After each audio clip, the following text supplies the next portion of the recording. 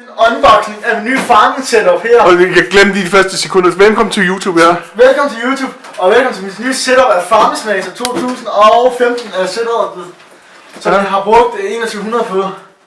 Og det er helt nyt. Ja. Som I... Ja, kom lige op, så I kan se, når du unboxer. Og jeg har med sammen med i dag også igen. Ja, de to følgesmænd her. Altså, så der Brugsforvirringen den ene, og brugsforvirringen den anden. Dem selvfølgelig derop, ja. Og derop. Wink. Masser af tom pap indtil videre, ja. Og det er pedalerne, ja.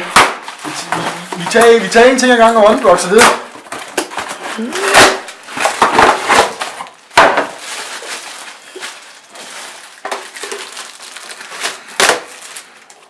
Det ser faktisk fint nok ud. Hold fast. Ja.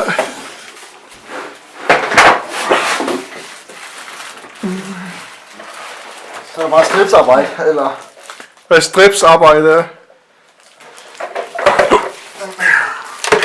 Nu må jeg bare lige høre til I også lige. Ja. Hvis jeg var jer derude, hvis I har haft en setup her, så lad være. Så vil jeg råde jer til lad være, og så have sko på. Fordi det holder til tingene meget bedre. Ja, hvis du bare spiller i sokker, som jeg har tænkt mig at gøre. Eller klipklapper, hvis de er rene nok til det. Og så holder jeg setup meget længere. Ja. Hvem har du fået det at vide? Ikke noget at vide, det er noget jeg har søgt på. Og så er det fordi jeg har eksperimenteret lidt med det på tidspunkt, da jeg boede på, da jeg gik ud på en landbrugsskole.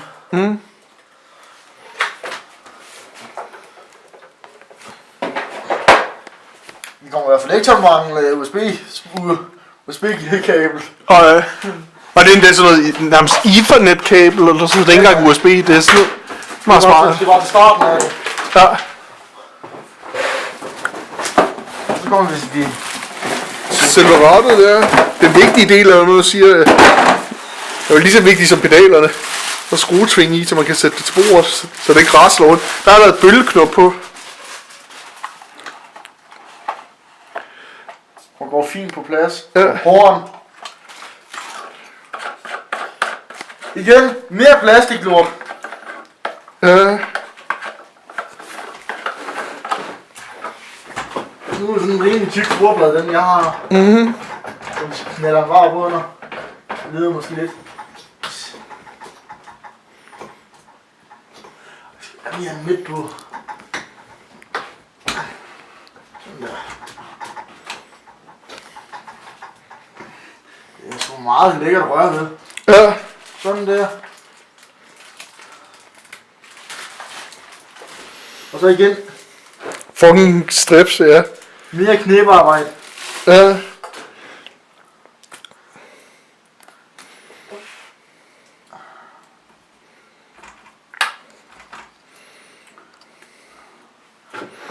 Så I må endelig huske, og så opgive et link. Sådan. Ja.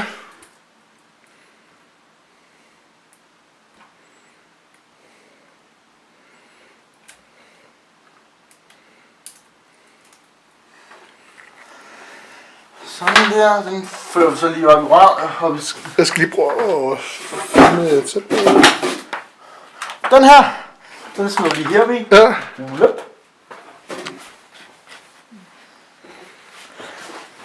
her slår vi lige til siden. Vi skal lige have noget lys på, det tager jeg lige min telefon til. Sådan der. Nå, der var altså lige sådan noget. Den måde, hvordan den her skal sidde. Sådan er det ondt derovre. Og så kommer den sidste del nu.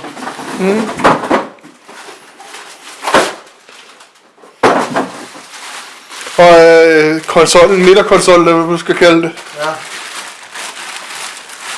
Der ligner virkelig noget fra en eller anden traktor af. Så skal jeg lige prøve at finde. Ja, det ser faktisk rigtig fint ud. Alle de farvetkodede kontakter her.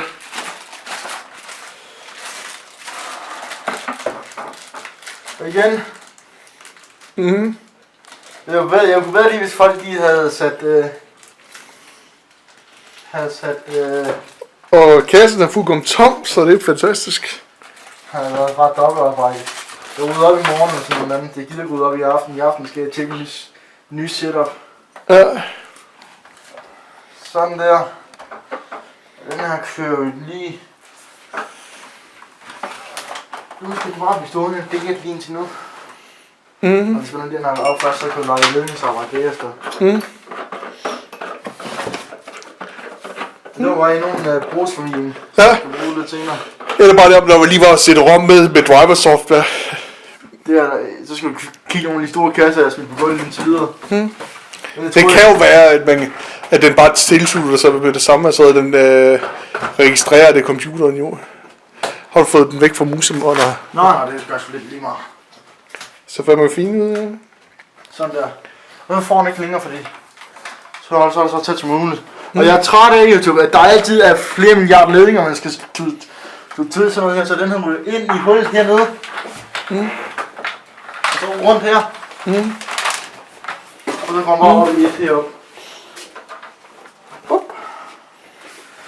Nu lyser det også op. Så. Jeg skal lige zoome op tæt på controlleren der. Man kan ikke rykke det her ret i nogen steder, nej, super. Så nu finder jeg ud af, hvad gas og hvad speed om lidt, når jeg starter fangen op. Skal jeg bare blive ved at filme, eller hvad? Og bare stop. Hey YouTube, velkommen til en update af mixerpulten og min stationær. Det her svin her. Og med mig har jeg Manson med min nye keyboard, med min keyboard og min rod. Ja. Og vi er i gang med noget Camp Camping 2018. Ja. Og så er vi i gang med at lave gufmad, det viser jeg lige om lidt. Og den har vi fået til at virke. Og min computer, den vil ikke virke bagpå, men der er blevet sat et lydkort i og en ny harddisk. Og så går vi ud til det mundre køkken herude. Ja, nu vil jeg så ikke lige sige. Det her så er gufmad. Så det er sådan.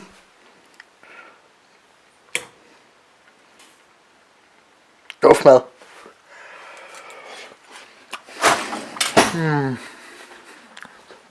Og hvis I spørger mig, hvorfor jeg ikke laver noget på min PlayStation, fordi jeg skal hjemtale Plus.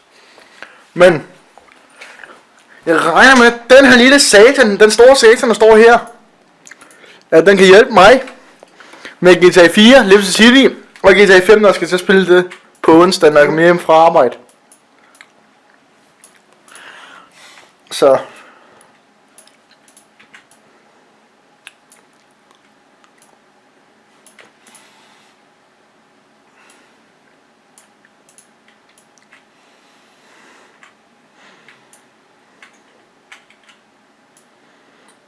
og nu så har jeg fået mit stereoanlæg til at virke også, eller mit anlæg, min forstærker. Det her lille monster, det her lille satan. Jeg skal skifte bare stik ud med det nye, med de hvide ligger der, og mine 2 højtaler, jeg elsker at spille højt med. Og min mørder er halvt begravet. Så jeg vil smutte igen YouTube. Hey!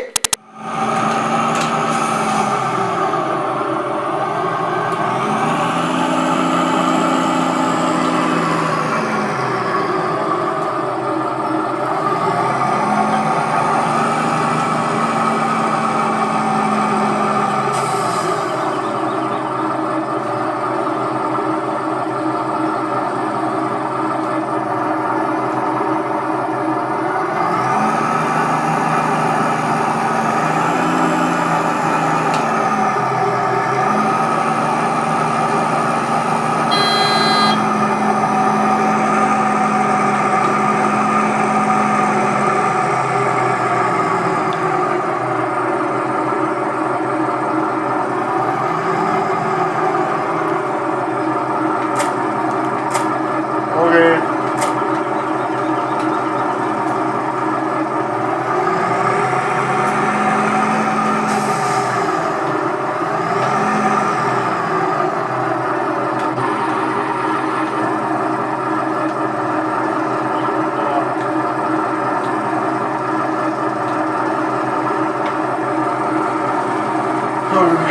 Så langt, så godt YouTube.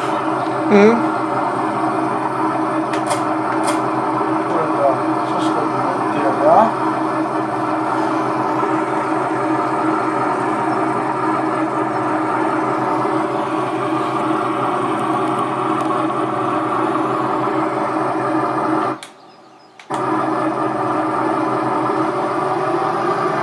at få den startet op? Hvor 4 er gjort på det på. 4 og 5, det bruger man til at pakke den sammen med 7 på. Ja. Og man skal ikke lige holde det hele tiden, vi rykker lige på plads, og så plads. Så hører man bare hakker i. Brum, siger den, ja.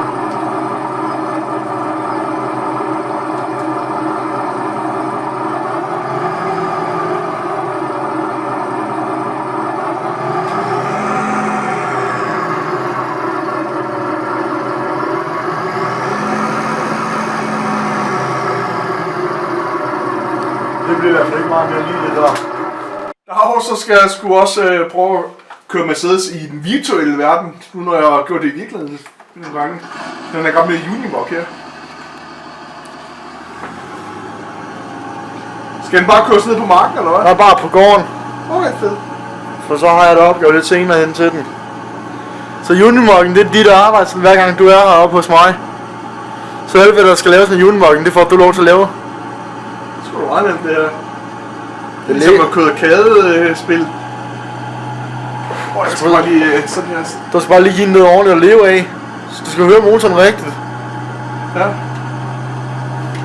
Meget for det er søm i bunden. Og hvor den også er alt, hvad den kan trække.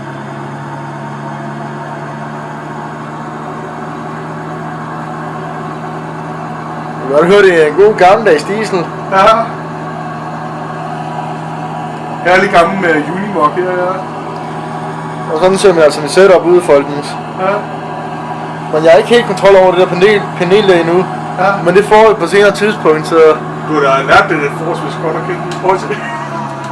Og det skal lige mærke, at der er sådan en forsinkelse på. Bare køre tværs gennem marken der. Ja. Men der er en lille smule forsinkelse på det. Ja, det skal lige vende mig til forhold til, når man kører en rigtig bil jo. Det er noget, Jeg har faktisk prøvet nogle biler, hvor styrtøjet var sådan lidt defekt, hvor også i virkeligheden, hvor der faktisk har været lidt forsinkelse på i form af retslør også. I form af, hvis der er den der overspændt i styrtøjet.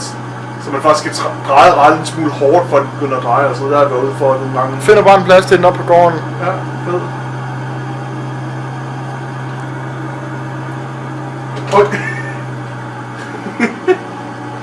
Det er sgu meget sjovt, ikke? Det er meget sjovt, det her.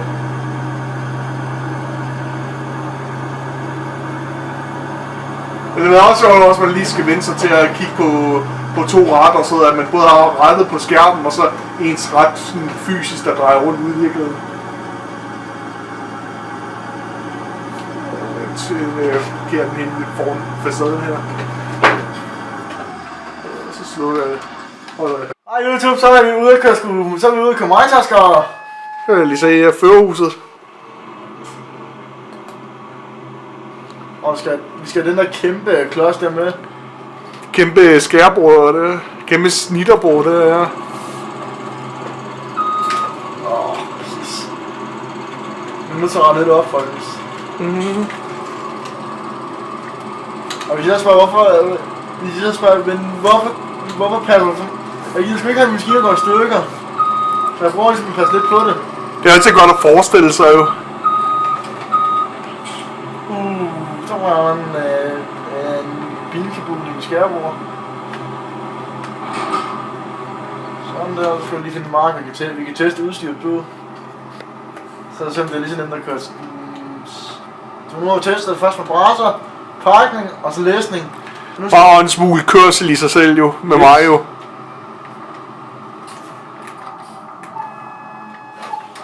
Jo. Og så næste gang værnserne kommer forbi, så skal der laves GTA-videoer. Fed. Fuck. Og den får bare lige helt armen.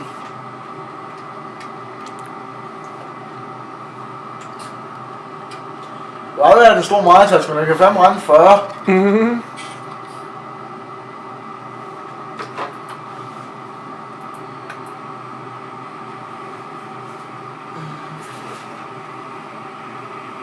Jeg synes det er lidt til, at den der vintersyske, den sidder sådan tværs af rummet. Ja. Det kunne være fedt til opgear og prøve at finde ud af, at vi kunne prøve at køre Danmarks største traktor en stor John Deere 9000-serie eller noget, det kunne være sjovt. Endnu sjovere kunne jeg prøve at køre Danmarks største majtasker. Ja. Grunden til at sige traktor, det er fordi, at en traktor, den får man trods alt nærmest mere ud af at teste en majtasker. Der kan man næsten kun teste halvdelen af den, og så er det altså ved bare at køre rundt i den og sådan, men og ikke teste, hvordan den høster jo. Nå, det kunne være sjovt nok at prøve det. Ja, det kunne være rigtig fedt at prøve at høste med en majtasker, hvor man selv kørte den. Jeg har desværre kun kørt i en majtasker som passager, og så blev kørt i en, og så også hvor den høstede. Men det kunne være sjovt at prøve selv at køre i en efterhånden. Jeg har altid været pjattet med majtasker, og i sidste sommer, der mens jeg boede på Brandingstrup, der kom jeg faktisk ud og køre en majtasker. Jeg kørte den ikke selv, jeg var med på passager, for jeg mødte 2 ældre her, der var ude at høste. Og en, hvor Madsen var med, og så sagde min anden ven, jeg amsæt, og ikke lige forløbigt. Og Peter, ja. Og det kan jeg huske der på der hvor du så den køre forbi, og så blev du sådan helt vild over, at der kom en majtasker kørende forbi, og så jeg skal skynde mig ud og spørge om den majtasker, og så var du bare spænt ud, og så fik du lov til at køre med i den, ja. Ja, jeg spurgte pænt. Ja. Det var simpelthen sådan så gik jeg tilbage, så sagde jeg tak for turen. Og fedt. Ja, det var sådan en gammel, jeg tror det var en gammel Dronningborg, eller det var jo en gammel majtasker, eller det. Ja, det skulle lige meget, det var sgu sjovt nok. Det var fedt at blive kørt i en. Jeg blev faktisk kørt i Danmark, dengang Danmarks største majtasker som barn. Hvor mig og min far vi kørte forbi den store plads derude foran Eskov Slot, hvor at alle udendørsparkeringen, eller alle parkeringspladserne er lige ud til vejen, til landvejen. Der så vi engang, at der kørte en sådan kæmpe John Deere majtasker rundt, og hvor de nærmest var ved at teste den og og lige kalibrere den, eller fandt de nu var ved det, og så og hvor vi så holdt ind, og så snakkede vi med ham, den ene tekniker, og så der stod ved servicevognen, og så fik jeg sgu lov til at blive kørt en tur, og så gav jeg mig sådan en stor tur rundt om græsplænen i den der majtasker, det var fandme fedt. Og det var dengang Danmarks største majtasker, som var sådan en kæmpe John Deere, jeg ikke kan huske modellen på, og så hvor der også bare var kæmpe farveskærm, og så med alle status og grafer, og så det sådan vildt moderne majtasker, nærmest mest high-tech majtasker, man kan få. Så er jeg jo til at svære om lidt, fordi med et andet game. Fordi, kort pause, folkens. Så YouTube, så er vi ude at høste. Et andet map. For det første map, vi så i, der kunne jeg ikke rigtig høste. Så nu er vi ude og teste stadig vores setup. Og så skal vi, når vi lige høste en mark, så skal vi lige prøve at så den bagefter.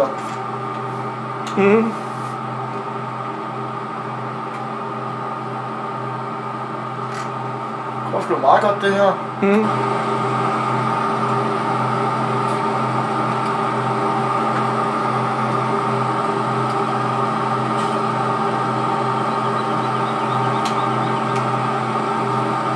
Jeg vil starte med at handle med lidt lige meget lige nu.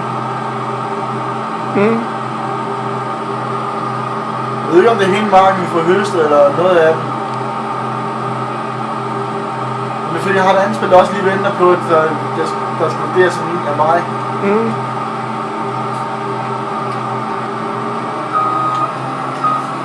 Så tror vi lige kører en bane rundt, og så prøver vi en super slåmaskine. Og så tror jeg, vi stopper for i aften. Ja. Skål derude i kaffe. Skål, ja.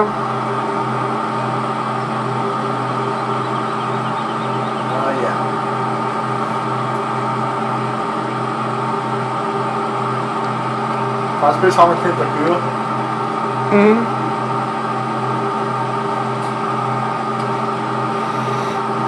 Så næste gang vi optager igen, så skal vi prøve at se, så skal vi prøve at have mig så helt fuld. Ja. Og så prøve at se, hvordan den reagerer, når den tømmer den. Ja. Og jeg bruger vores Unimog til det. Jeg har en Unimog, som Mantan kommer til at køre i. Der skal vi op og tømme vores majtasker. Ja. Ja, jeg har også set mig køre i Unimoggen nu, når det er samme video, de her klip kommer til at være. Yep.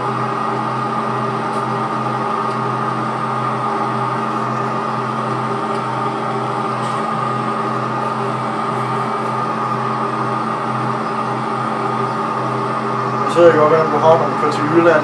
Og har en tur igen. Og til Aalborg. Ja. Du skal holde foden på speederen konstant. Ja.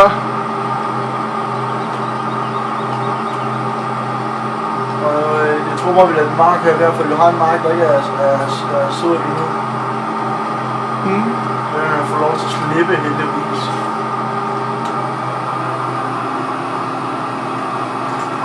Og så var vi gulvbrækkerne i år og tandlæge. Ingen huller heldigvis. Så det var dejligt.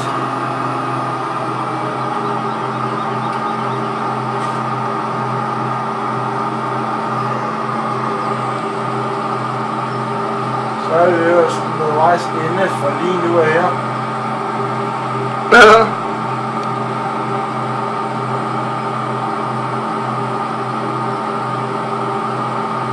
Og hvis I spørger, om jeg kan lægge beskrivelse ned på videoen her, angående med Merch at gøre, så siger jeg nej, fordi mange Merch har fundet dem her på uendelige timer på at finde. Så det var alt for nu, eller hvad? Nej, vi skal lige op og købe os en togemaskine, så skal folk også lige prøve at se, hvordan den kører. Men vi skal bare lige have fat i en god traktor, tænker jeg. Vi skal jo tage det store, fede monstrum. Og quad track, ja, lad os tage den her. Ja, vi tager dommeren, eller vi tager... Big button. Det bliver sjovt at sammenligne Big Button med den store her. Og så sammenligne de to med John Deere 9000 serie. Den har jeg ikke. Og den det er kun de gamle gennem du havde der. Ja, den der. Ja. Men det er jo ikke 9000 jo. Men det hedder 9000 serie, det er bare en variant af 9000 serien. Så skal vi også have vores elskede gamle monstrum med. Ja. Så. En gammel roser, kunne jeg se, der navnet stod i hvert fald med kyrilliske bogstaver. Eller kyrilliske tegn. Okay, vi kan hurtigt godt se, hvem der er den største af alle sammen. Ja, det er Quadtracken International. Men lad os få startet svinene op.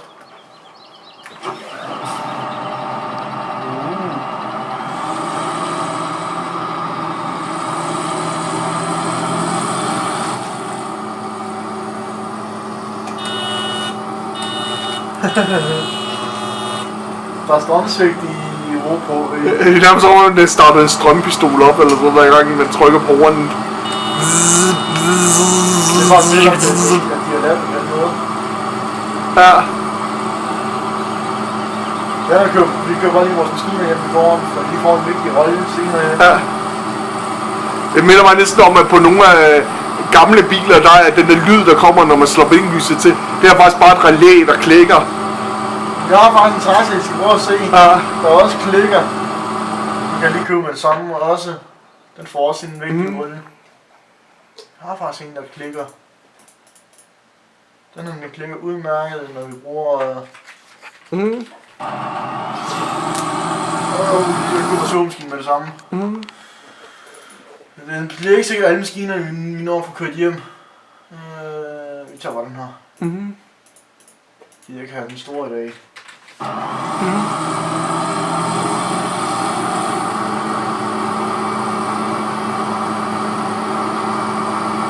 Det er mærkeligt, at det bliver sådan mere maskinpakke og altså... Hvordan det bliver sådan lidt mere rigtig farming senere hen, hvor... Så mere realistisk, eller hvad man er? Ja, det kan man godt kalde det her. Det var sådan en udlejningsfirma. Er det en maskinstation, du leger nu, ja? Ja, sådan lidt.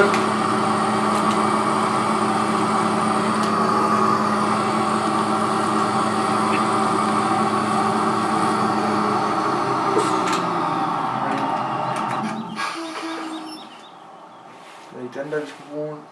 Big Bot.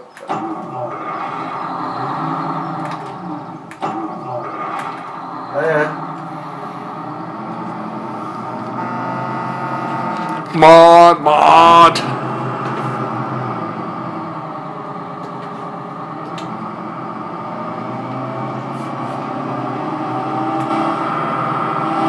Jeg kan ikke få den på, så vi kan også bare lige den her.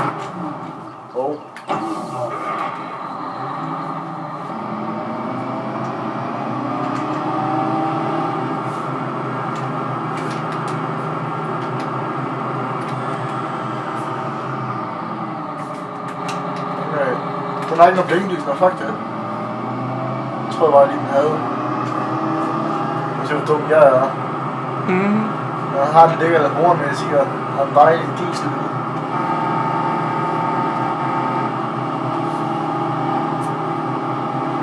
Jo, det er lige... Ja, En finger. Ja, ui.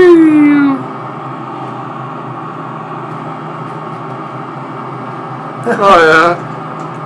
Så kan man faktisk se, hvor let rettet det egentlig er.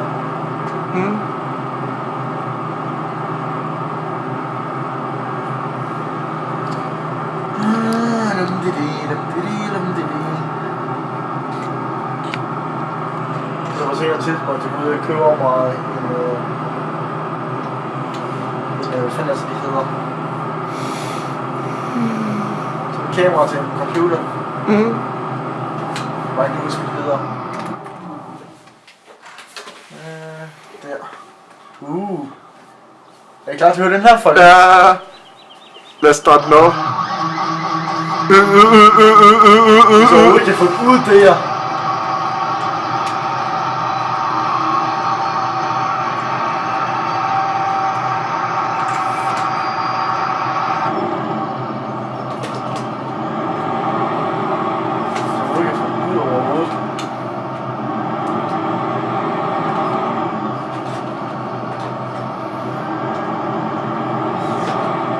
Prøv at få den ud af den anden port. Bagport. Eller den anden port, der er lige foran dig.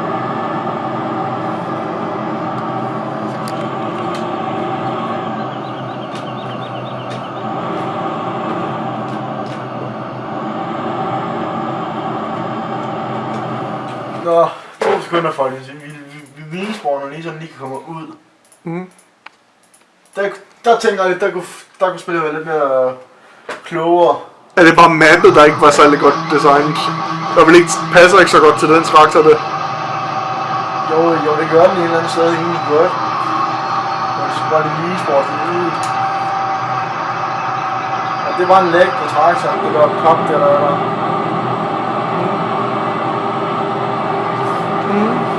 Jeg kan godt se den større big button. Og lad os prøve at se for indvendigt af. Ja. Det var en sofa. Ja.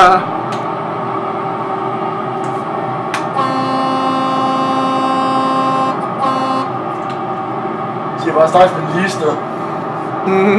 Så det er sådan en kæmpe traktor, der er bare nødt til at så. Det ser ikke det her, folkens. Det jeg lige gør her. Der er lige spritbilist. Fanden kan jeg sætte den her ind? Nej, jo, jeg skal sætte den her.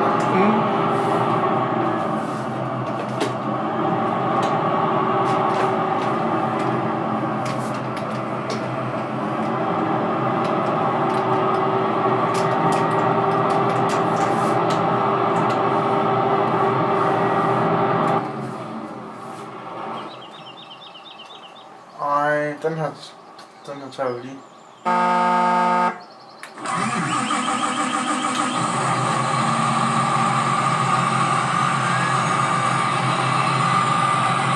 Også skal vi gå lige ud og se mig så lidt. Hvor store video til. Ja, det er sådan en smuk traktor på en eller anden måde, synes jeg.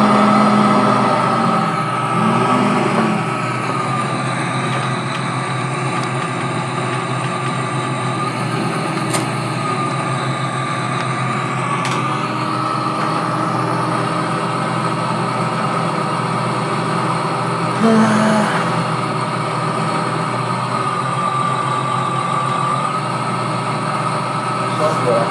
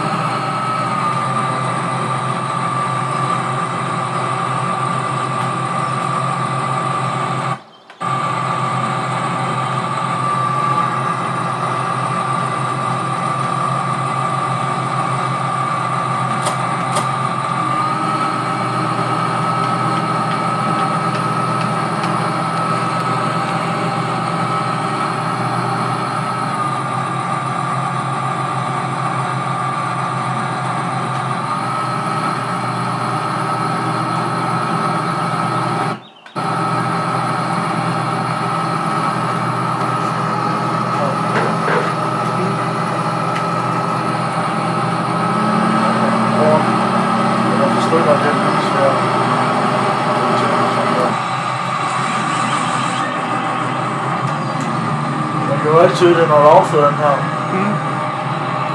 var 4 minutter.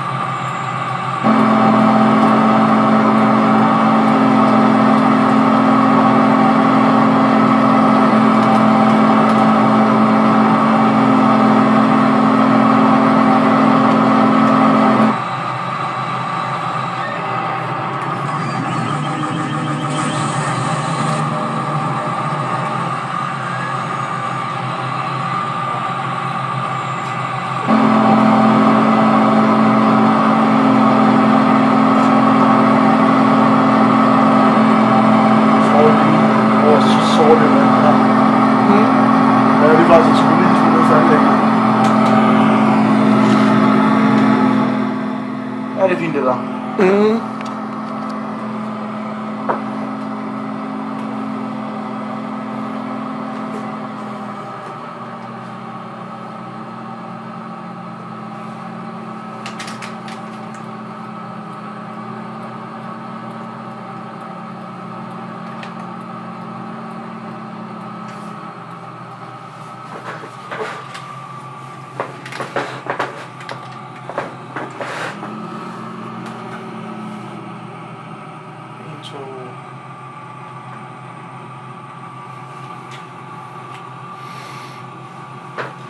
Bare lige indtil vi vil lige få lidt mere stiv over det her.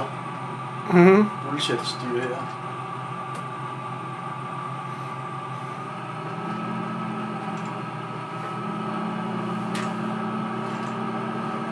Og så kan vi bare sætte den her herhen.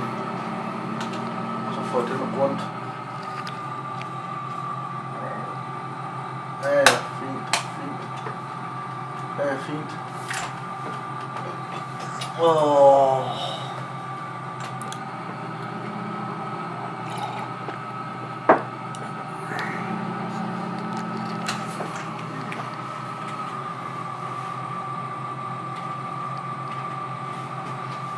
Så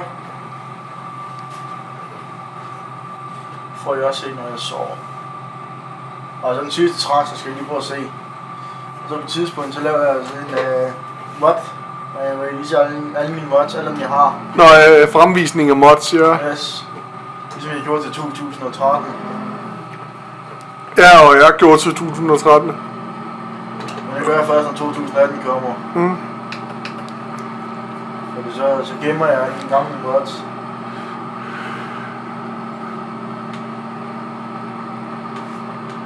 Og det er tieren, vi skifter på. Så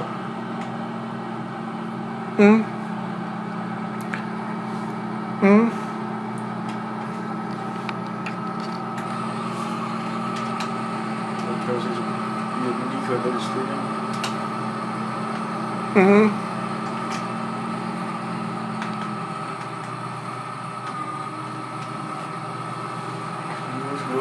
Askebær. Luk kisten, ja. Sådan der.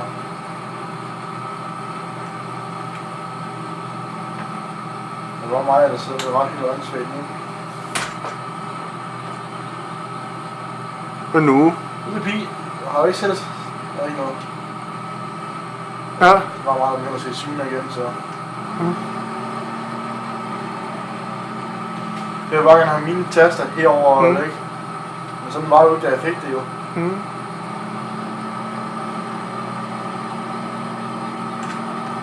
Jeg tror lige, vi tager en anden træk til det her. Jeg er ikke til at dreje med overhovedet. Men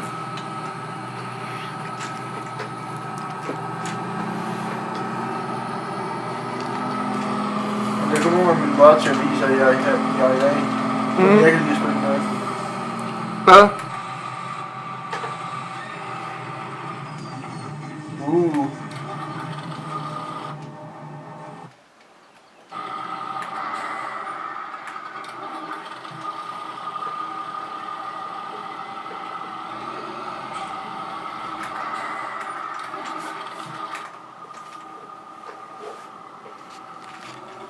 Den er sådan set, det er den, hvis jeg kan bruge den til alt, så bruger den sådan set til alt. Ja.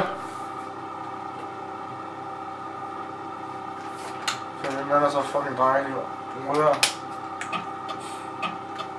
Dung, dung, dung, dung, dung, dung, dung. Så skulle det ikke bage sådan en fjat ud, så skulle det ikke bage sådan en skide fjat. Ja. Jeg tror bare, det er en lade live, det skal forestille, at du ligger bagved. Sådan en skide lade. Creme med piglade nive, ja. Fuck nu af, mand. Fuck nu er helvedes til med jer.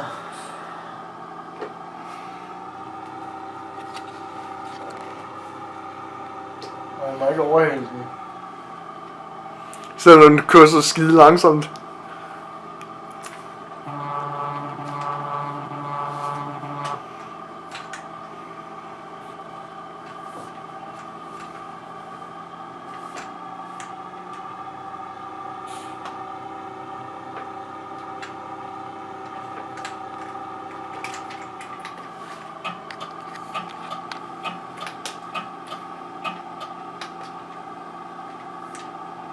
Så den nemmeste, vi har en tankstation lige tæt på gården her, det er faktisk, det var det lækkerst.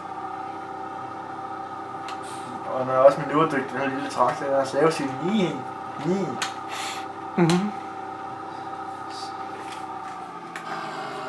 Jeg vil hellere op for morgen med den lille søde traktor.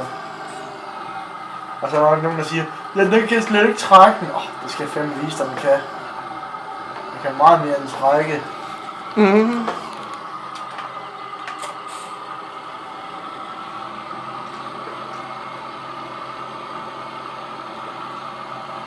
Så jeg kan godt trække det. Mhm.